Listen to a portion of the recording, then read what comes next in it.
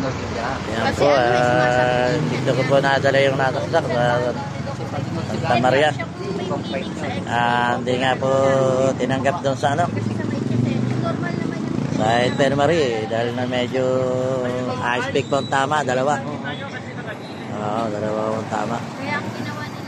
Kaya dito po kami sa hospital ng Santa Maria. Madami po dumadating na mga pasyente rito. Ayan. Yan o. Ito po yung mga asawa mo, volunteer.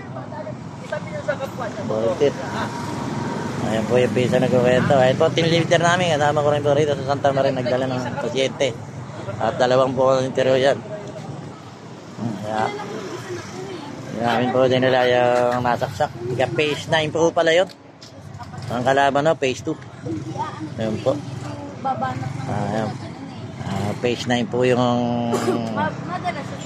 nasaksak na dala na naman namin dito sa Santa Maria. Medyo matamleo. Kaya dinala ko namin dito.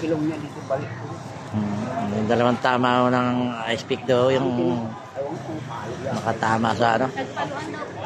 Sa may Sikmura po at saka sa may bandang Taglirat. Dito. Kaya po dinala naman. Nakakawang maiko-confine pa. Ayan po ang natulungan no ng ating barangay, bagong baryo. Nagrambulan phase 2 versus phase 9. Ayan po bigat. Sige po hanggang gabi po.